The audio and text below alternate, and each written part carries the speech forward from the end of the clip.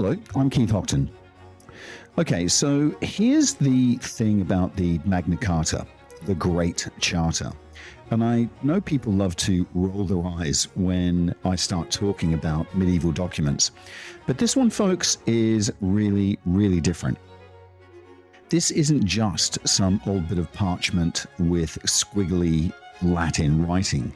This is the document that changed absolutely everything. And it may be the most famous manuscript of the Middle Ages, but it's certainly not the prettiest.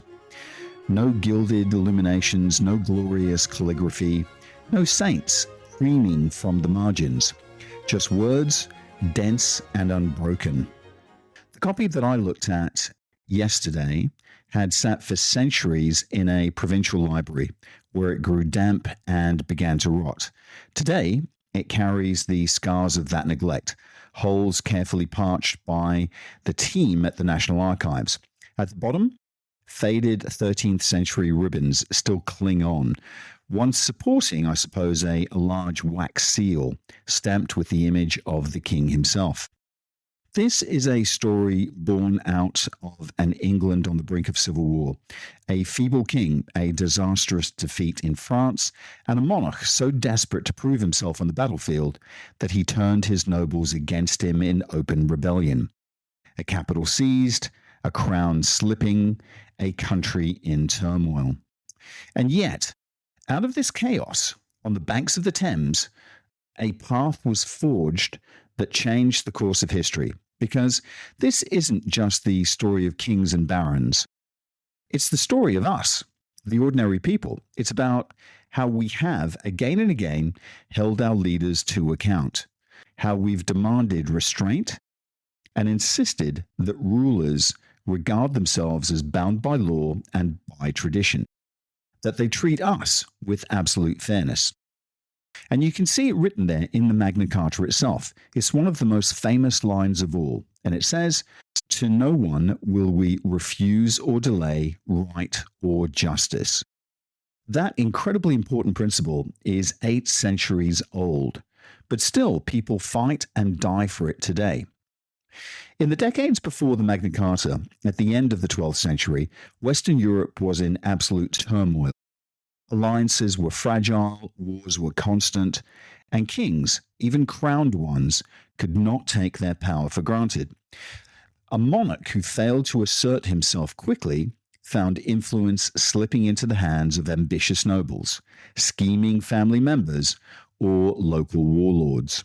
And I have to say, I think this is especially true of the empire that we call Plantagenet, the great Angevin realm that stretched across Ireland, England, Wales, and actually vast swaths of France. At its height, under Henry II and his formidable queen, Eleanor of Aquitaine, it actually stretched from the Scottish borders to the Pyrenees, from Ireland all the way to the Alps. Henry II even ruled more of France than the French king himself. And yet, even Henry, with all his brilliance and his military force, lived under constant pressure from the men who dominated his world, the barons. Their stone castles loomed across the landscape. Their private armies of knights gave them teeth. And their independence gave them bite. They were absolutely essential to the king's power, and they could just as easily undermine him or topple him if they chose. And it wasn't just the barons, of course. The Plantagenet family itself was riven with ambition and betrayal. Henry actually had 5 sons. William the eldest, he died young, aged 2 years and 8 months. Henry the young king, crowned as co-king with his father, hence the young king, never actually ruled independently. He was charismatic and he was popular, but he rebelled against his father more than once and then ended up dying of dysentery during one of those rebellions. Richard I, better known as Richard the Lionheart, famous for his courage and leadership in the Third Crusade. He became king after Henry II's death. And of course, then there was Geoffrey, who married Constance of Brittany and became Duke of Brittany through her. He also rebelled against his father, and he was actually killed in a tournament accident in Paris. Last but not least, there was John, the youngest and ultimately the most infamous. He inherited the throne after Richard I's death and went on to lose most of the Angevin Empire. And of course, to also face barons who forced him in the end to sign the Magna Carta in 1215. And of course, it's with John and his reign that the road to Magna Carta begins. Richard the Lionheart, warrior, crusader, hero, he was killed, or at least mortally wounded during a siege. His death left behind an empire in absolute crisis. For years, the King of France had chipped away at lands of the English crown, and it had taken every ounce of Richard's charisma and military genius to hold the Plantagenet realm together. And without him, it began to unravel spectacularly. Into this vacuum stepped his younger brother John, the man history would come to call John Lackland. At first it was just a name. He hadn't been expected to inherit anything from Henry II, but as king, the epithet became prophetic, for John lost land after land, power after power, until the title actually suited him a little bit too well. When Richard died in 1199, the empire was already tottering. What followed is sometimes called the First 100 Years' War. The Angevin struggle between the Plantagenet kings of England and the Capetian kings of France over control of France itself. The French kings claimed that all the land across the Channel was theirs, but by 1200, more than half of what we now think of as France was actually held by the English crown. The central question, of course, was obvious, but explosive. Were these lands English lands in France or French lands temporarily held by the English? Richard's death actually left that question unanswered, and the succession itself was not simple. John claimed the throne, and Richard, as he was dying, supposedly named him heir. But John wasn't the only candidate. Many nobles actually believed that the crown should actually pass to Arthur of Brittany, Richard's young nephew and the grandson of Henry II. Succession rules were far from fixed in the 12th century, and I think Arthur had a really strong claim. That uncertainty gave the French king, Philippe II, his chance. Philippe had been playing John and Arthur against one another. At one moment, he backed John. At the next, he supposedly backed Arthur, all the while pressing his own claims to French land. John, weak and desperate, made a disastrous choice. In the year 1200, he signed the Treaty of Le Gaulet, and it's not a treaty that many people actually remember or talk about, but it was absolutely crucial. In it, John formally recognized that most of his French holdings, Normandy, Anjou, Brittany, and others, were not his by right, but were held as feudal possessions from Philip, the King of France. Only Gascony remained firmly his own. It was a huge victory for Philip, and it enraged John's barons, who saw it as a humiliating surrender. I think worse still, it handed Philip a weapon, because if John was only a feudal vassal, then Philip could actually accuse him of breaking his obligations and seize the land outright, which is precisely what Philip would do in the years ahead. So John actually began his reign already on the back foot. His throne questioned, his empire fractured, his nobility furious. And on top of this, John's reputation collapsed with astonishing speed. And I guess the question was he ever capable of being a good king? Did he have the temperament, the political skills, the military command? Some historians argue he was clever, even more than able, but his reign was poisoned from the start by weakness, by humiliation, and I would also say mistrust. And all of that would set England firmly on the long and bloody road to Magna Carta. The truth is, I don't think Richard the Lionheart was a good king either. He's actually remembered as one of England's greats, but the reality is far less flattering because he barely spent any time in England at all, treating it mostly as a bank to fund his continental wars and crusades. And when he died in 1199, he left his younger brother John with a realm already in deep crisis. Remember, John was never meant to be king. His father, Henry II, had divided the family lands among the older sons, leaving John with absolutely nothing. Hence the nickname Lackland. But in the years that followed, the name stuck for different reasons. As I said, because John kept losing land. And he was up against a very formidable opponent, I have to say. Philippe II of France, Philippe Augustus, one of the greatest medieval kings that ever lived. And Philip actually wasted no time.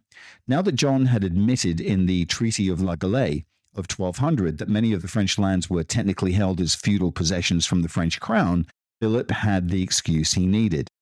He blitzed through Normandy and Anjou, pressing hard at English strongholds. In 1204, he took Chateau Gellard long after a bitter siege. And that was actually the jewel of the Norman defences, built by Richard the Lionheart himself. And once that fell, Rouen collapsed soon after, and with it, Normandy. John was absolutely humiliated. From Lackland, his enemies now mocked him with a new nickname, Soft Sword. And the implication of that name, whispered with a wink, was as cruel as it was cutting.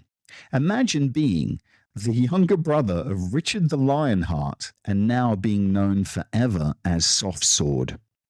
But John wasn't prepared to accept any of it. He wanted to prove himself. He wanted to show that his sword had steel in it after all. And that meant only one thing: reconquest. And to do that, he needed money, a lot of money. And with his continental possessions gone, there was only one place to squeeze it from: England itself. Now, kings have always had to raise funds: feudal dues, taxes, payments in lieu of military service. But John turned the screws tighter than ever before. He didn't invent new methods. He simply pushed the existing ones to their limits. If the system usually gave 10%, John wanted 20%. He rode his royal prerogatives as hard as he possibly could. And of course, the barons absolutely hated it. They complained that they'd already given him money and that he'd squandered it. Why pour more treasure into a king they believed couldn't win? And John wasn't a brilliant general. He wasn't hopeless, but he was not inspiring. You know, the barons could sense it.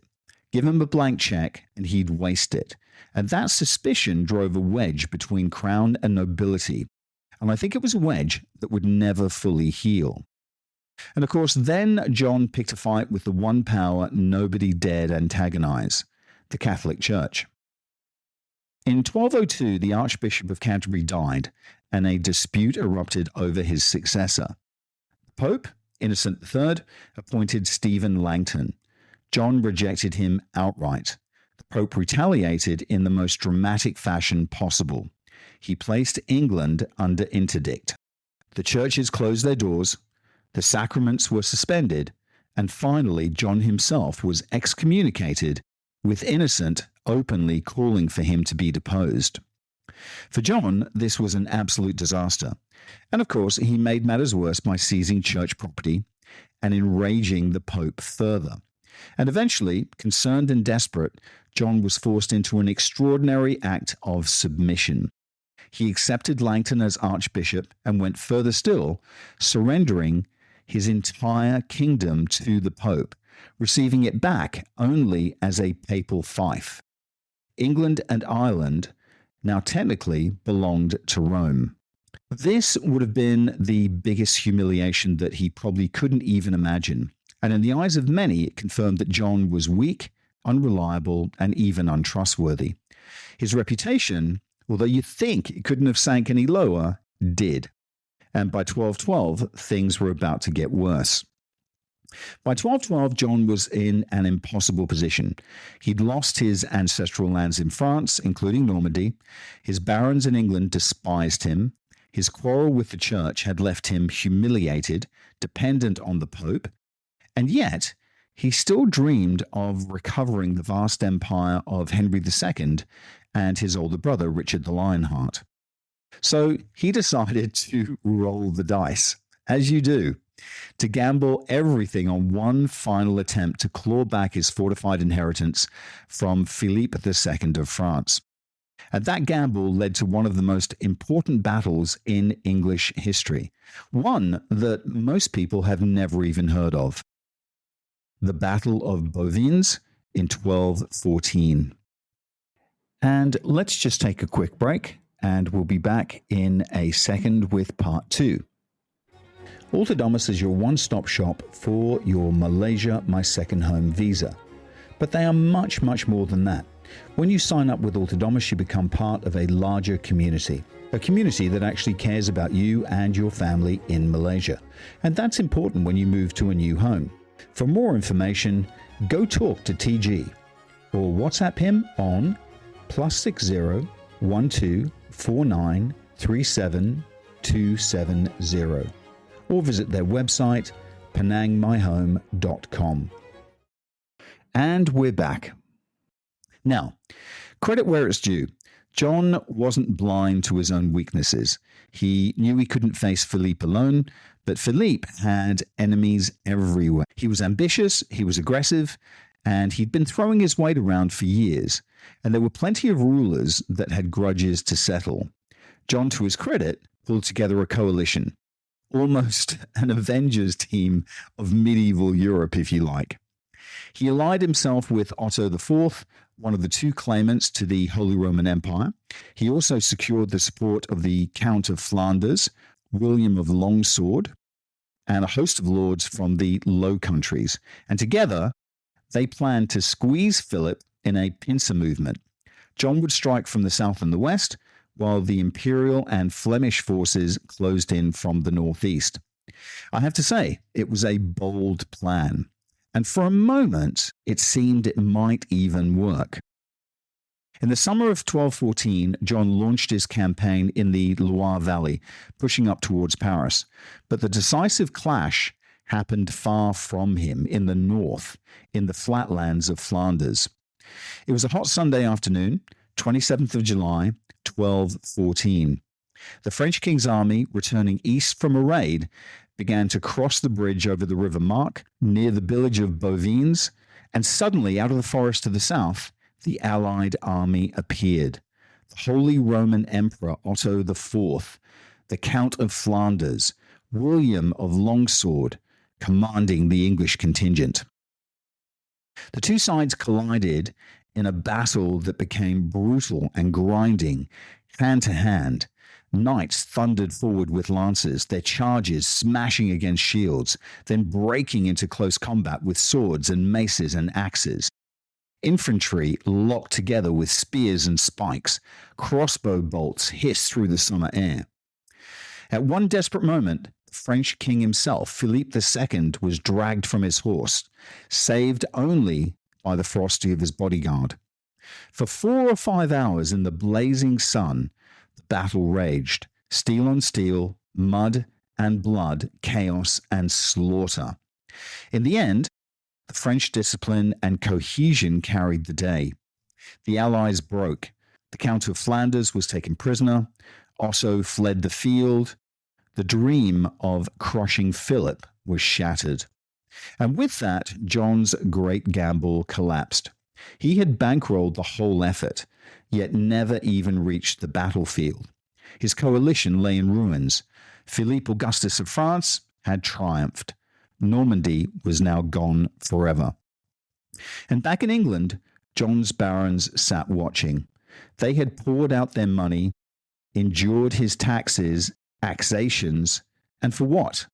A king who lost battles abroad and humiliated himself at home. And their patience was pretty much at an end. The road to Runnymede was now open. The Battle of Bouvines in 1214 was a complete catastrophe. William Longsword captured, Otto IV, the Holy Roman Emperor, fleeing the field, several hundred English knights butchered after they had surrendered. A coalition, hastily stitched together, shattered now beyond any kind of repair. Against all the odds, Philippe II of France, now styling himself as Philippe Augustus, had won a crushing, decisive victory. The word of the disaster reached John in the south, and he knew the game was up. His grand plan effectively collapsed. He abandoned the campaign and slunk back to his coast. His lands in France were now gone for good, his prestige utterly destroyed. And back in England, the barons who had paid for this failure, who had been bled dry by John's relentless taxation, enraged by his cruelty, sick of his incompetence, began to plot rebellion. For John, it was more than disastrous. Twice he had drained the coffers of his kingdom, twice he had promised great victories, and twice he had failed. Instead of weakening Philip, he had only made him stronger. And yet, incredibly, when John returned, he had the temerity to demand more money from his barons, as though the next campaign would somehow redeem him. And of course, the barons were livid. This, they decided, was the final straw.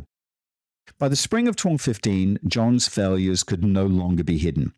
Normandy was gone, his continental empire was a memory, his defeat at Bouvines had been total. And now the English nobility, exhausted and furious, raised their banners in open revolt. At first, John seemed to hold the advantage. He had mercenaries still loyal to him, and of course he had the backing of the Pope. The rebels struck first at Northampton, but failed to capture his castle. And without a secure base, their uprising looked fragile, on the verge of collapse. But instead of retreating, barons gambled. They set their sights on the greater prize. Actually, I think the greatest prize of them all, London. On the 17th of May, 1215, the rebel army approached the capital, and London, weary of John's arbitrary justice and endless taxation, welcomed them in with open arms. The city gates were effectively thrown open by merchants, aldermen, ordinary citizens.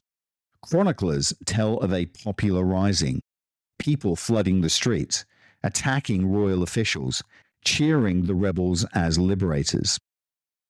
Of course, another disaster for John. London was, at the time, probably the wealthiest city in the realm, its most important stronghold. And of course, a king without his capital is no king at all. And with London in rebel hands, the barons had something invaluable, a secure base from which to negotiate, and a powerful symbol of legitimacy. One by one, nobles deserted John's cause and joined the rebellion. By June, civil war loomed. John faced the very real possibility of being toppled. Desperate to avoid all-out bloodshed, he agreed to meet the barons outside the city in a meadow by the Thames. And that meadow was called Runnymede. I followed their footsteps there myself, standing on the same ground where, 8 centuries earlier, a king and barons faced off one another. Then, as now, the Thames curled past the field, Windsor Castle looming upriver, the town of Staines downriver, its bridge providing one of the few crossings for miles. Effectively, it was neutral ground, owned not by the king or by nobles, but by Westminster Abbey. Runnymede itself, the name itself, possibly meaning the council meadow, was a boundary point between counties, a place that encouraged meeting, talking, negotiating, and perhaps most importantly, the ground was soft and prone to flooding, which means it was too boggy for a battle. No one party could be surprised. It was actually the perfect place for a standoff that neither side wanted to turn into war. And it was here in the summer of 1215, under the weight of rebellion and failure, that King John of England sat down with his barons. And out of that confrontation came one of the most important documents in the history of the English-speaking world, Magna Carta. As I stood there, I then wondered what Runnymede was like in June 1215. And what I know is that from the chroniclers, both the kings and the barons arrived armed. They didn't just stroll in for a single day of polite discussion. They set up camp. So you have to imagine a cross between Glastonbury and Davos. Rows of tents and pavilions, breakout groups huddled together in heated debate, armed men never far away. This was high-stakes politics, and the atmosphere must have crackled with tension. John actually lodged at Windsor Castle, and he came down to Runnymede at least 3 times a day by boat. Each time he appeared, it must have been a spectacle. The king arriving under guard, the barons massed at their camp, the whole negotiation balanced on a knife edge. And at the center of it all was a man both sides could live with, Stephen Langton, the Archbishop of Canterbury. The barons actually trusted him because he disliked John, and the king accepted him because he was the Pope's man. And John had actually thrown himself on papal mercy. Langton acted as the broker, the steadying hand. Over 5 days of negotiation, a document started to take shape. The barons had come prepared. They carried a list of demands, the Articles of the Barons, which actually spelled out their grievances. And these were hammered into a formal agreement, a charter. On the 15th of June, 1215, an accord was struck. By the 19th of June, sworn copies were issued, sealed, and sent across the realm. It was called Magna Carta, the Great Charter. So what exactly is in it? Well, there's 63 clauses covering everything from the rights of the church to the obligations of the king. And much of it was targeted directly at John's abuses, his relentless taxation, his arbitrary justice, his cruelty. Magna Carta set rules for how much money the king could demand, and under certain conditions. It promised protections for the church, guarantees for the barons, and even early gestures towards judicial reform. No false imprisonment, no delays of trials, a written recognition that justice could not simply be withheld. But there is one clause that stands out above all the others, Clause 61, the so-called Security Clause. It actually created a committee of barons with the power to enforce the charter. And here's the important thing. If the king broke its terms, they were entitled, in effect, to legally rebel. And just think about that for a moment. A royal charter that legitimized armed resistance against the king himself. Nothing like it had ever been seen before. And I think in many ways it was also a bit of a recipe for disaster. And in the months that followed, that disaster would arrive. But Magna Carta, fragile and imperfect though it was, had been born. Throughout the negotiations at Runnymede, John actually tried to wriggle out of every single concession. He didn't want to be there, he didn't want to sign, and he certainly had no intention of keeping to Magna Carta, especially the notorious security clause that legitimized rebellion against him should he break any of the rules. And of course, all the while, he was writing to Pope Innocent III, complaining that he was being forced into an agreement under duress. The Pope, I think, eager to protect his new vassal, declared the whole thing null and void. Magna Carta, celebrated by generations after, in its first version only lasted a matter of weeks. The barons, furious, resumed their rebellion. England collapsed into civil war. This was the First Barons' War. John marched north, targeting the estates and castles of his rebel lords. And look, he actually achieved some success, but the barons realized very early on that they couldn't defeat him singularly. They couldn't defeat him alone. So they did the unthinkable. They invited Prince Louis of France, son of King Philip, to take the English crown. In 1216, Louis crossed the Channel with an army, quickly capturing Winchester and sweeping through the southeast. For long, he actually controlled half of England. In London, he was even proclaimed king, although he was never crowned. And then quite suddenly, the rebel cause was thrown into chaos.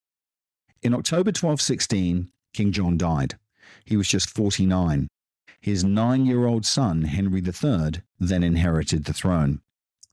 The regency fell to a man who had already shaped the kingdom's fate many times, William Marshal, the greatest knight in Europe, a soldier of unrivaled reputation, but also a very shrewd political operator.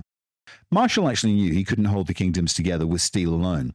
He needed to win hearts as well as battles. And so, within weeks of John's death, he reissued Magna Carta. The version of November 1216 stripped out some of its more radical clauses, but I think crucially it kept the spirit of reform alive. And it was actually enough to draw many of the barons back from the French camp. The war dragged on for another year, but in 1217, William Marshall won a crushing victory at the Battle of Lincoln, and an allied French fleet was destroyed off Sandwich. Prince Louis abandoned his claim, slinking back to France in defeat. Magna Carta was then reissued again in 1217, and once more in 1225 when Henry III had come of age. And it was these later versions, not the doomed Charter of 1215, that actually became the bedrock of English law. They confirmed the freedom of the English Church. They guaranteed justice, a fair trial, and protection from arbitrary rule. They limited the king's power to raise money without consent. They called for councils to guide the monarch and to hold him accountable. These were the principles that endured, echoed centuries later in parliaments, in constitutions, and in declarations of rights across the world. I went to the National Archives at Kew and I stood before one of the later versions, the Magna Carta of 1225, preserved under the care of Dr. Jess Nelson. And I have to say that even 800 years on, it remains as an extraordinary object. You know, it's parchment darkened with age, text densely written, yet carrying with it the weight of centuries. Copies of Magna Carta were once sent throughout the kingdom, read aloud in market squares, proclaimed in churches by sheriffs and priests, enforced by the threat of excommunication for those who ignored it. You know, people might not have remembered every one of its 63 clauses, but they understood its essence, that there was now a charter, a great charter that bound king and subject alike. The Magna Carta of 1215 may have been torn up within weeks, but the revised charters of 1217 and 1225 endured. They became the foundation stone of the rule of law in England and through England and across much of the English-speaking world. And that is why I think this frail piece of sheepskin parchment, patched and faded, still really matters, because from the muddy fields of Runnymede 8 centuries ago came the idea that even the most powerful ruler is not above the law. So in 1225, when William III was just 17, Magna Carta was issued for the last time, this time under his own great seal. And that made all the difference. This wasn't a king forced into submission, scribbling his name under duress. This was King Henry publicly declaring that he would be a different ruler from his father. He needed money, of course. All medieval kings did. His French lands were under attack and taxation was absolutely essential. But the message was clear. He was granting Magna Carta out of his own spontaneous goodwill. This was not a reluctant concession, but a statement of really good intent. And the charter itself was different. Gone was the notorious security clause that legitimized rebellion. And in its place came a long and deliberate witness list, signed by the great and the good of the kingdom, nobles, bishops, and even men who had once stood on opposite sides of the conflict. John's loyalists, rebel barons like Robert Fitzwater, all put their name into Henry's charter. And I think it was a rare moment of unity, a coming together of king, nobility, and church to declare this is actually how the kingdom in the future should be ruled. Today, of course, nearly all of the original 63 clauses have been repealed or suspended. But it's the essence that remains, the idea that no one can be punished without justice, that justice cannot be sold, delayed, or even denied, that the law stands above the king, government, or, I have to say, president.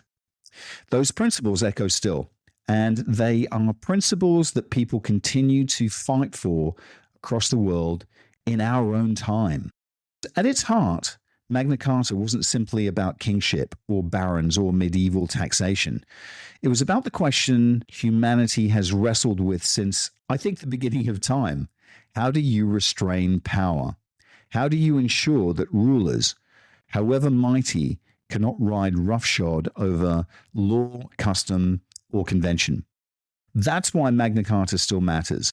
It's a reminder that even the most powerful must be held to account, that no one, not king, not government, not president, stands above the law. And it all began 800 years ago in a damp meadow by the Thames, where angry barons forced a reluctant king to place his seal on a piece of parchment that would echo through history. Thanks for listening in, folks. Bye for now.